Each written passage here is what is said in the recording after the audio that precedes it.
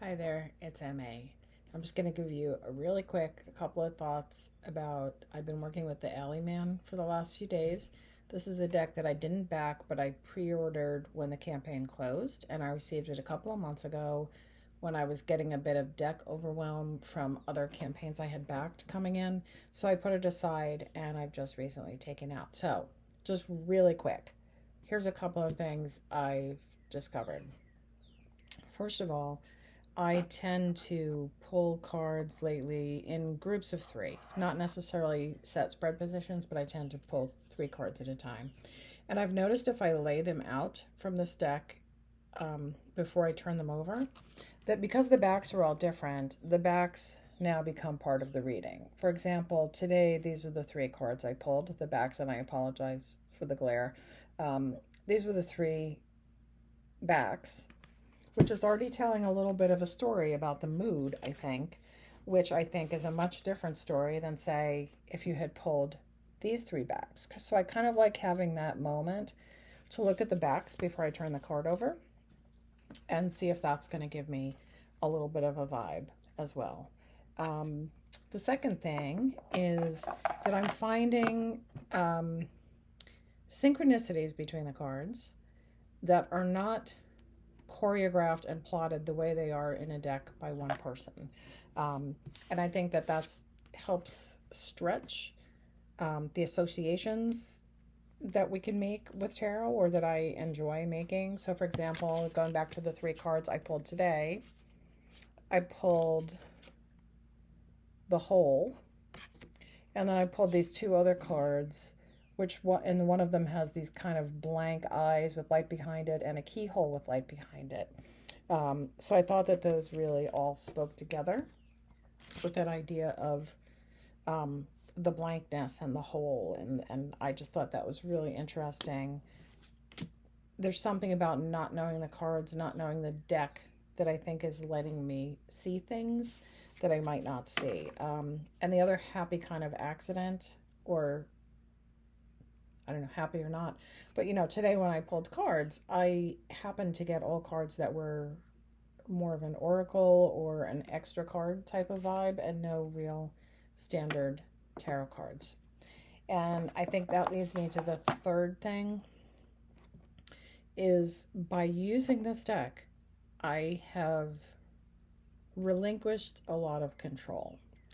And by that, I mean, when I pick up tarot, unless I've set aside certain decks to work with in a time period, if I have a sort of question I'm going to ask or something on my mind, I will usually pick up a deck that I think aligns with that type of question or with that subject matter. And what I'm learning from using this deck is that it might not be the greatest thing for me to be pigeonholing my decks for purpose of use, because I'm getting much more interesting messages where I have absolutely no control about what's going to happen. So the way I'm reading with this is I keep it, you know, in the box. I just stand the cards upright. I probably do like a kind of shuffle in the box because the deck's so big. I'll pick one card at a time, kind of at random, lay them down, turn them over, and I really do not know what I'm going to get. I may get oracle cards because there's multiples of some cards. I may get three death cards in a row, and then that's going to be my reading, which is a complicated reading that I'm probably not going to get from another deck. And the assortment of styles and everything in here. So it is an exercise in embracing the chaos. And I think for a lot of the readings that I'm trying to do, if I'm controlling that first moment of what deck I'm going to use, I am in some way already telling myself what type of answer I want. So that is, regardless of whether I'm using this deck or not, something that I'm taking away from this. I have, over the course of time, been interviewing my decks and then randomly assigning them each a card in the Kim Cran's Archetypes deck, and I've kind of made a list of those. So I think I may start to pick a card from that deck and see what deck it corresponds to, and then force myself to use that deck for whatever purpose. So let's say and I will caveat that by saying, unless it's because I need emotional support and I'm, you know, not feeling great, there are certain decks I would not force upon myself in that emotional space. But if I'm, let's say I want to do a deck, a reading about self care or self love. Now, I might pick up the self love tarot, I might pick up the gentle tarot. Um, but am I going to pick up the medieval Europe tarot?